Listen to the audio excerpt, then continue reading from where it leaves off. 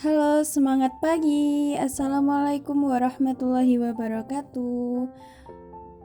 Bertemu dengan Ibu di mata pelajaran kewirausahaan. Tepatnya kita akan membahas tentang budidaya tanaman hias. Nah, sebenarnya ini adalah kelanjutan dari materi kalian semester lalu, yaitu budidaya tanaman pangan.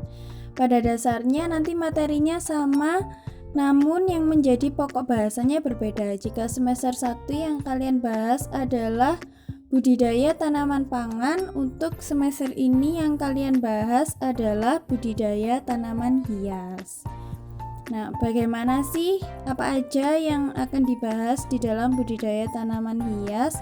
Maka akan kita bahas di semester ini, dan kalian bisa mengikuti video-video yang nantinya akan Ibu upload kemudian. Nah, apa sih yang disebut dengan budidaya tanaman itu? Budidaya tanaman hias itu yang seperti apa? Nah, secara garis besar, yang disebut dengan budidaya tanaman itu bisa diartikan sebagai sebuah kegiatan yang dilakukan untuk memproduksi tanaman atau bagian tanaman tertentu, yang mana bagian dari tanaman tersebut bisa dimanfaatkan untuk memenuhi kebutuhan manusia melalui proses pengelolaan tanaman dan juga lingkungan tumbuhnya. Contohnya seperti tanah, air, udara, dan juga cahaya matahari. Dan dalam budidaya tanaman ini, hasil yang maksimal bisa dicapai jika tanaman dipelihara dan lingkungan tumbuh tanaman bisa dikendalikan dengan baik. Jadi untuk perawatannya, kegiatan penanamannya, prosesnya, alurnya itu harus dilakukan dengan baik agar menghasilkan hasil yang maksimal. Nah, seperti yang kita ketahui, untuk permintaan masyarakat terhadap produk budidaya tanaman pangan itu dia lebih stabil, cenderung lebih stabil dibandingkan dengan permintaan tanaman hias. Disebabkan karena apa? Karena pangan itu adalah kebutuhan pokok bagi manusia yang mana harus dipenuhi.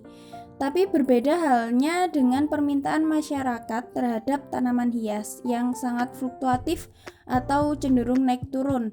Karena hal ini dipengaruhi oleh tingkatan pendapatan dan juga selera konsumen yang terkadang tidak menentu, sehingga untuk wirausahawan di bidang tanaman hias ini dia harus bisa mengikuti tren atau mode.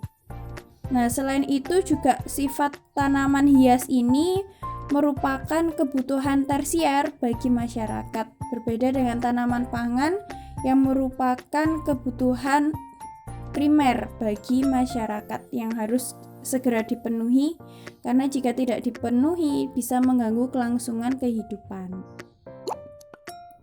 Nah, apa sih pertimbangan-pertimbangan ketika kita akan memulai wirausaha di bidang budidaya tanaman hias yang perlu kalian pertimbangkan dalam pemilihan produk yang akan kalian pilih? Yang pertama adalah selera dari konsumen. Kedua, perencanaan waktu panen yang tepat, karena untuk selera konsumen, karena konsumen akan menyenangi tanaman hias ini yang pada saat itu sedang menjadi primadona. Seperti saat ini contohnya seperti tanaman janda bolong.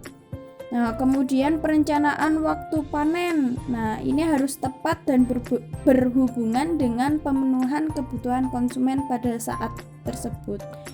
Nah, kemudian juga permintaan tanaman hias ini akan meningkat pada waktu-waktu tertentu. Misalnya pada saat perayaan hari keagamaan. Yang ketiga adalah hobi dalam budidaya. Untuk hobi ini dapat dijadikan sebuah peluang wirausaha yang sangat menguntungkan, karena wirausaha budidaya tanaman bisa dimulai dari skala rumahan dengan modal yang cukup kecil.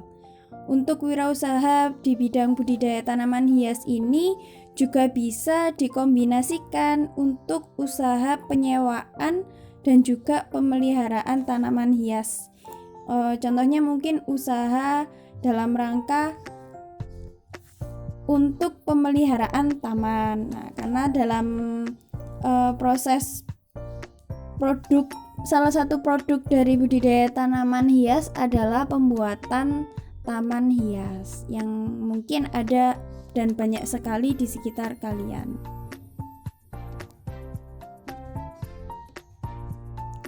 Untuk berikutnya yaitu jenis-jenis tanaman hias. Secara umum jenis tanaman hias ini ada 5, yaitu yang pertama tanaman hias bunga, yang mana untuk tanaman hias bunga ini merupakan tanaman hias yang dimanfaatkan objek hiasnya yaitu pada bagian bunga. Contohnya seperti anggrek bulan, bougainville, iris kuning. Nah, kemudian untuk yang kedua adalah tanaman hias daun, yang mana tanaman ini adalah tanaman hias yang dimanfaatkan objek hiasnya yaitu pada bagian daun. Contohnya seperti tanaman pucuk merah, gelombang cinta, dan juga bromelia. Yang ketiga yaitu tanaman hias batang, yang mana tanaman hias ini adalah tanaman hias yang objek hiasnya yaitu berupa batang. Contohnya bambu air dan kaktus. Berikutnya yaitu tanaman hias buah.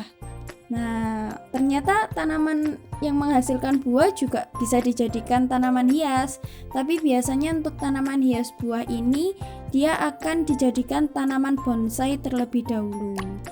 Untuk tanaman hias buah ini sama seperti pengertian sebelumnya, yaitu tanaman yang digunakan objek hiasnya yaitu pada bagian buah. Contohnya seperti buah naga, jeruk kalamasi, sama tanaman cabai langi. Jadi di dalam satu pohon cabainya ada berbagai macam warna. Berikutnya yang terakhir yaitu tanaman hias akar, yaitu tanaman yang digunakan objek hiasnya yaitu pada bagian akarnya. Contohnya seperti adenium atau tanaman Kamboja Jepang, dan contoh lainnya yaitu tanaman bonsai beringin. Nah, itu tadi merupakan jenis-jenis tanaman hias yang bisa dijadikan peluang untuk menjadi wirausahawan di bidang budidaya tanaman hias. Lalu untuk produk budidaya tanaman hias sendiri itu seperti apa? Nah, untuk produknya tadi kan kalian udah menghasilkan nih, bisa dari tanaman hias buah, bunga, akar, batang, daun. Nah, hasilnya nanti bisa dijadikan produk apa? Nah, kurang lebih ada 4 produk budidaya tanaman hias. Nah, yang pertama ada tanaman hias pot. Nah, jadi tanaman hias ini dia dibudidayakan di dalam pot kecil gitu. Biasanya bisa ditaruh di ruang tamu atau ruang kerja. Biasanya juga bisa dijadikan souvenir. Nah, kemudian ada tanaman hias potong yang mana produknya nanti bisa dijadikan buket bunga seperti itu. Yang ketiga, untuk produk budidaya tanaman hias ini dia bisa dijadikan sebagai tanaman hias taman.